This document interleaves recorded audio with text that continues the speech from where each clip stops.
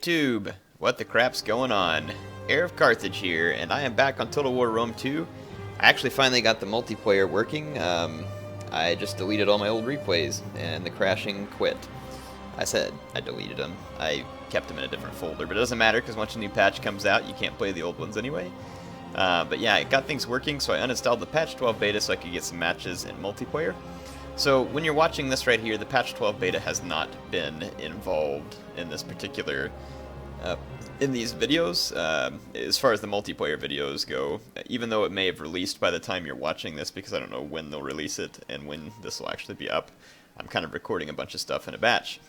But this is Heir's faction focus, and today we're going to be looking at the Royal Scythians, and they are the last of the, I guess, step factions. Sorry, I'm losing train of thought here, that I haven't covered yet. So let's take a look at some of their units. They have these Royal Horse Archers here, which have a punishing melee attack and decent weapon damage. You know, not much by way of melee defense or charge bonus, but you don't expect that from a Horse Archer. Good armor, good health, good morale. This is a very competent, capable unit. Another one that you have options for is your general is a Scythian Royal Horse, which is a heavy melee cav, actually a pretty strong cavalry. Good armor, good health, good base morale. Not the highest attack on the game, but overall this is a very sturdy cavalry unit. It has a pretty big charge bonus for a melee cav as well. Then they also have access to Royal Scythian, or Scythian Royal Skirmishers, getting those all mixed up there. Their melee attack is also very high. Their weapon damage is good. Charge bonus is actually really good for a horse skirmishers. Good melee defense as well. They have a good deal of armor, and if you look at it, well, they don't have a shield value. Huh. Nope, I'm on the horse archer, my bad. Clicked on the wrong thing. Yes, so their armor, they do have a small shield. It's nothing fantastic.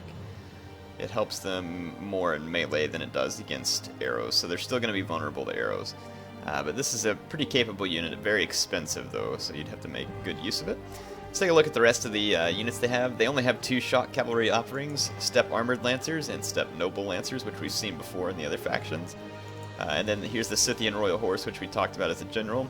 The fact that they have a melee cav unit though does help them a great deal. It's just very expensive. When it comes to skirmishers, they have cheap horse skirmishers. These guys can be useful just for harassment, getting rid of elephants maybe. But to be honest, I'd just go with archers. They have more ammo, and they don't cost a whole lot more. Step horse archers are going to kind of be your baseline unit for laying a lot of fire down on the enemy. And then of course it starts moving up through armored horse archers. So if you look, their health and armor start to increase as you move up the line. Weapon damage is the same all the way through at 32, which is a pretty sturdy weapon damage. And then here's those Scythian Royal Skirmishers. And then the Step Ballista. That's all the units they have available to them, not many. Let's go take a look at a replay that I did as Royal Scythia. Here they are. And it's against the Seleucids. So let's watch the replay. My opponent chose 6 Syrian heavy archers, which is a formidable skirmishing opponent, probably more than capable of taking out my horse archers in a head-on fight. He's got, it looks like, 6 levy pikemen. I believe those are 3 Ozet knights, and then he's got a Hellenic Cataphract, and his general is a charioteer, which is an interesting choice. I'm not sure it's the best choice against cavalry, but they can kill cavalry if you run them through. They can get almost as many kills on cavalry as they can on infantry sometimes. They just don't as typically do it because cavalry have a heavier mass, and it seems like it's harder for the chariots to run through. But let's take a look at my men here. Might have to try and get a screenshot as well, since I'll be showing this. Getting some pretty cool views here. Let's see. That should turn out to be a decent screenshot. I usually use those for the thumbnails. Take them every now and then, but yeah. So here we go. Got my horse archers. I have a lot of them. I have, I want to say, 10 of them. Yeah, I have 6 on the flanks and then 4 in the center. So I can see my opponent's army entirely at this point. It is on the Pyramids map, which is a cool map. I actually really like this map and a few of the others that I got to play on recently. My opponent has lined up a bunch of levy pikemen, and he's got his archers here protected. I mean, it's not a not a bad formation. A pike box is a pretty typical answer to step factions. However, I would recommend, if you're going to do it, to use slingers. Slingers have a higher rate of fire and seem to do better against horse archers. Not to say that Syrian archers couldn't do the job. They're fairly well armored. My horse archers won't kill them real easily unless I get massed fire, and they outrange my horse archers. But again, I would think slingers would be your better bet. So right now I'm trying to devise a strategy. So if I take these skirmishers here and push up to, say, right here, his Syrian archers are going to be able to just destroy me from the front. It's not going to work. So what I'm going to do is I'm going to try and get ready to present skirmish lines here, here, and here. So I'll move my cav up, and then if my opponent splits some of his men, I'll split again to here and here. So essentially I'm just going to start trying to make my opponent have to worry about skirmishing from every direction. And this is one of the ways in which I think you can get into... Oh, I was wondering what those shadows were on the ground. It's from the birds. In any case, yeah, this is how you can get an advantage on foot skirmishers, slingers included. It won't be easy, but this causes your opponent to have to split up. Now the risk of this, of course, is you have to split your melee cav to protect your horse archers, just in case they need it. Horse archers can outrun pretty much everything, but sometimes people will bring fast cav, or dogs, or other things that you need to protect your horse archers from. So you got to be careful. Let's take a look at the overview. You can see me, I'm already pushing behind him with this step horse archer. And then I'm going to start doing the same over here as well. Kind of keeping my distance in the front, but presenting a threat still. So I didn't go completely to the flanks because I want my opponent to have to still face me in the center and on the sides. And then now he's going to have to turn and face me again in yet another direction. This starts to make it difficult for him to use his spears to be able to completely protect him. So he's gone into another, what I think is a pretty smart formation. He's got basically a, let's see, he's got a line here, here, and here, and then his cavalry will face the back. So basically he's got a box going on, and he can move his skirmishers in and out of it. I did get in here and take a volley or two with these Syrian archers real quickly with this unit. Killed 4 of them just to kind of test the waters to see what I could get my men to do. It took 2 volleys for me to kill 4 men, so the guys are pretty strong. Something I'm going to have to be aware of. Some of his cavalry, these Azat Knights, begin to break formation.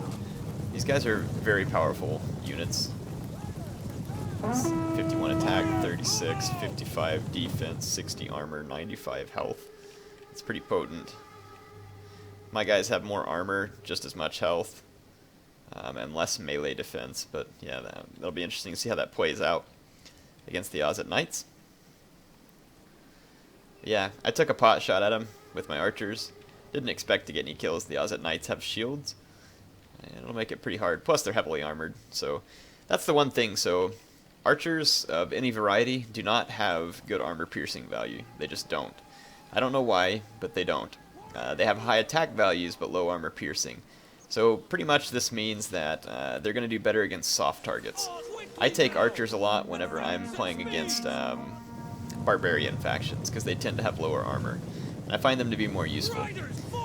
So here, I decided to use some of my melee cav to just test the waters again. I'm going to push forward, try and get my opponent to move his spears up to protect, and I'm going to start looking for gaps with my melee cav. It's risky, but it also gives my archers a chance to take shots. So while my opponent is distracted with my cavalry, it gives my archers a chance to move in and take a few shots. I kill quite a few of these Syrian heavy archers, and then I'm just going to retreat from the Azat Knights.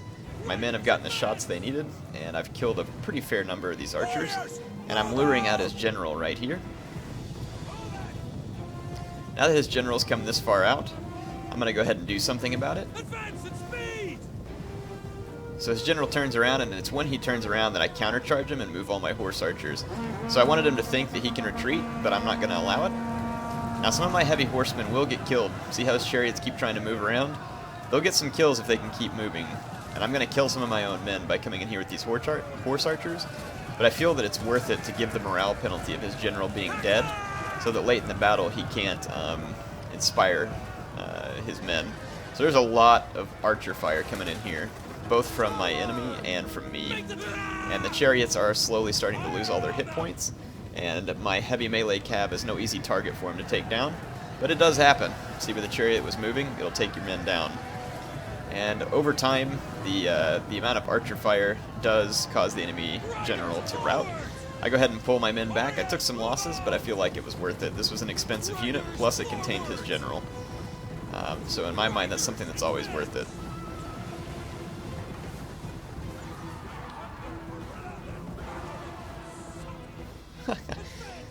Routes right through his own men. The enemy general was killed, by the way. From what I heard, it says the enemy general was killed. Anyway, so he routes from the field, so at this point his general's gone. That's going to have a morale effect on his men. In fact, if we mouse over, it might say something about it.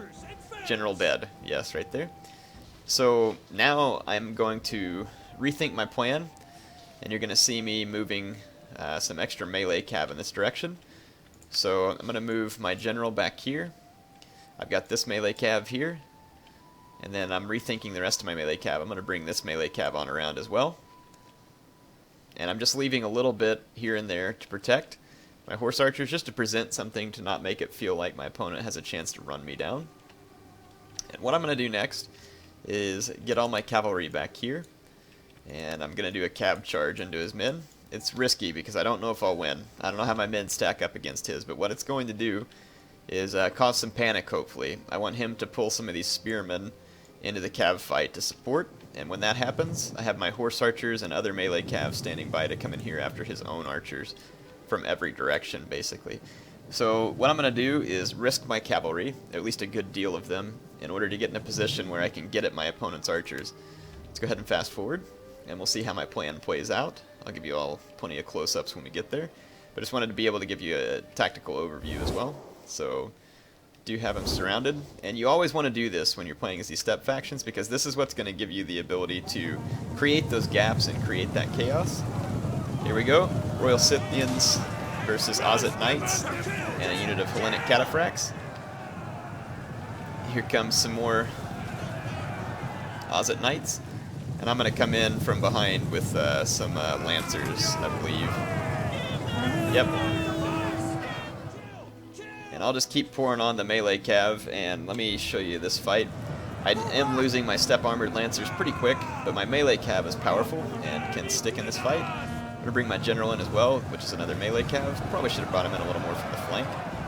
But I'm pretty proud of my Scythian Royal Horse here. They're actually doing very well against these Ozit Knights. And the Cataphracts. The Cataphracts are good on the charge and deadly in the charge, but because of the nerfing that Shock Cav has taken recently, they're not near as good as they once were. Use my stepped armored lancers to run down these Ozit Knights. Again, on the charge I did well, but now that that's over, the Ozit Knights will actually start to turn that fight against me. But over here I've gotten a nice advantage on his cav. One of his Ozit Knights is about to rout. His Cataphracts have to retreat. And then his Ozit Knights here also getting beaten pretty badly. And my opponent knows that he can't pull a spearman because he knows that I'm going to get his archers if he does. And he needs his archers to survive. So this gambit right now is paying off for me, but we'll see how it finishes. I think the smart thing to do would be for my opponent to turn his archers against my horsemen. But he's also going to be hesitant to do that because then I can bring in my horse archers to get shots on him. So we'll see if desperation plays out. But right now, my opponent's Ozit Knights are just about routed. He's got this unit here that had just finished off my Noble Lancers. I'm going to bring in yet another unit of Scythian Royal Horse to reinforce this fight. So here they come. I'm going to get a nice rear charge in here on these Ozit Knights. And these Scythian Royal Horse do have a punishing charge. It's not as good as Shock Cav, but it's good. So it's at this point that my opponent does decide to do this, and he's going to start throwing all of the arrows he can at me in order to kill my cavalry. If he can kill this big blob of cav, it'll help rectify some of the things that went wrong here, and cavalry are ripe targets for massed archer fire. So I rout his men, and I'm immediately going to retreat. I did take heavy losses, and I'm worried that I'm going to lose my general. Something that I don't want to happen. But at this point, he's starting to get little holes and gaps, and so I'm trying to exploit that with some step armored lancers. Basically want to force my opponent to box up. So my gambit was successful, but there's still one last problem, and that is his Syrian heavy archers that are here. These guys are still strong. They're still capable of putting down my horse archers. So I'm going to have to enact a second phase of the plan here, which is essentially I'm going to move up now that he's in the box, and I'm going to target one unit of archers. You can see these guys. I'm going to focus fire all my horse archers. It takes them a long time to start firing for some reason. I haven't been able to figure this out, but sometimes they fire kind of funny. But anyway, I'm going to focus fire. He's going to start returning fire. And I stood here a little too long, but you all see what I decide to do. My focus fire does start to do some damage to one of his units, and it's going to come from every direction, while he's facing all this direction. And I should have noticed this sooner, but once I noticed, like, hey, he's focus firing all on my guys on the front, I'm going to retreat them. And while they're retreating, that means that my horse archers in the back are going to be getting free shots while he's wasting ammo trying to hit my retreating horsemen. And ammo's precious with archers. See, his guys all have an attack order, so now he has to cease the attack order, and while that's happening, my guys are pouring in more shots from the flanks while I'm drawing him out. And then as soon as he starts to pull back, which he's doing now, I'm going to run the guys in the front, kind of back and forth, make him not sure which direction the arrows are going to be coming from. So he really probably should have just dedicated a few archers in each direction, and that would have been his best bet. It would have been very difficult for me to beat that, because I don't only have to win this archer fight, I have to win it in such a way that I have enough ammo left to make a hole in his pike box, because if I can't make a hole in his pike box, I'm still a dead man. So that's kind of the trick to playing as these nomad factions against a pike box, is you have to have enough ammo left to make a hole. Now, they are just levy pikemen. Even if I don't have a ton of ammo left, I have to at least get it to a point to where his men are suffering morale effects. But as you can see, it gets hard to know which direction to turn your men. And as you look above, I have the ability to zoom in and out with horse archers, meaning I can run in quickly here, here, here, here, and his guys have to react and face the right direction. All the while I'm getting shots from pretty much all over, and I can retreat where I think I'm coming under fire, and I can bring in pressure where I need to bring in pressure. So pike boxes are great. Having skirmishers inside them is fine. If you get in this situation like my opponent, I recommend you just face them in every direction, and just do your best. If your opponent starts to concentrate on one flank, you might have to think about how to deal with that. But I would recommend that if you're playing as the steppe faction or the skirmishing faction, be patient, split up, move around, come from every direction. Don't give your opponent an easy way to return fire. You can see here these Syrian archers are put to death basically by my horse archers, which do have a pretty sturdy attack. So now that his archers are dead, all it's a matter of doing is getting into heavy shot, getting into point blank range, and picking apart his pike box. I still had plenty of ammo at this point, not a ton, but plenty to get the job done, especially against light pikemen. His Cataphracts are kind of running a fool's errand here, just trying to chase my horse archers off. And then he's going to just look for any opportunity he can get. Obviously, he's doing what he can here and doing what he should, trying to chase down my horse archers. I'm going to bring in some steppe armored lancers. I should have tightened up their formation a little, but it does give me a decent charge into his Cataphracts, and I should be able to punish them, and I reinforce with some Scythian Royal Horse. So his Cataphracts are going to be in trouble. He starts to break up his infantry and move again into box formation. That's fine. He's got no answer to my horsemen at this point, and so his levy pikemen are just going to have to sit here and eat it. And that's pretty much how these battles end if you do well enough, like I did in this battle. I've played this kind of stuff before and not done well enough, and I ended up having to charge headlong into a pike box. It is not a pretty sight, unless you're the person with the pike box. Then it's a beautiful sight.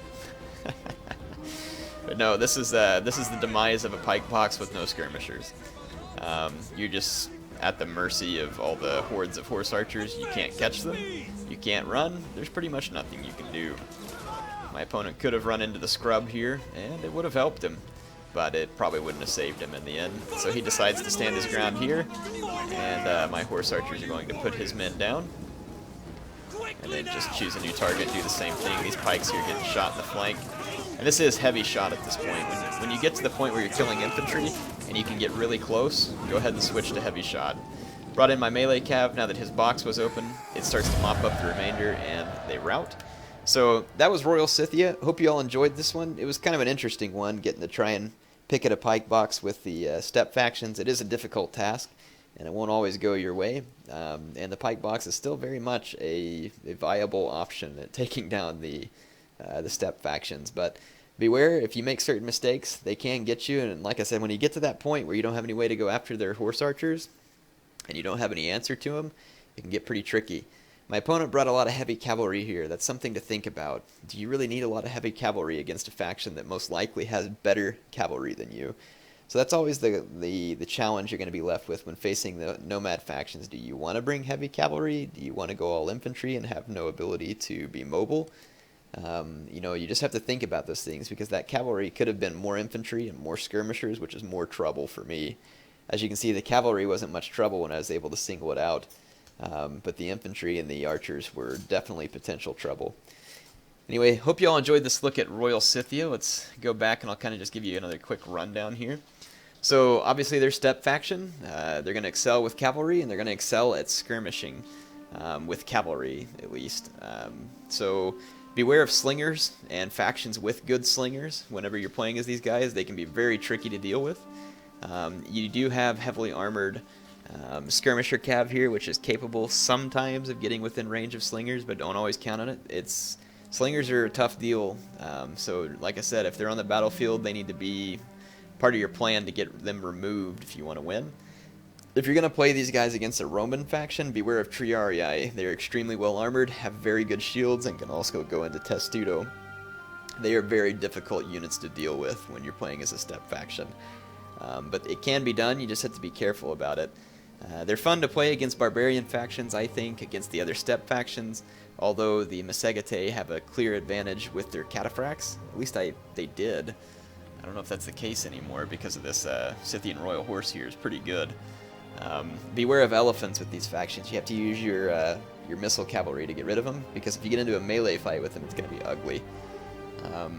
Otherwise, just have fun with them. Don't use them on forested maps either. Don't use them on forested maps. It's going to slow down your charges. It's also going to impede your progress with horse archers. That's pretty much my, I guess, advice on these guys. Open maps, keep them moving, and enjoy it. HeirofCarthage signing off for now.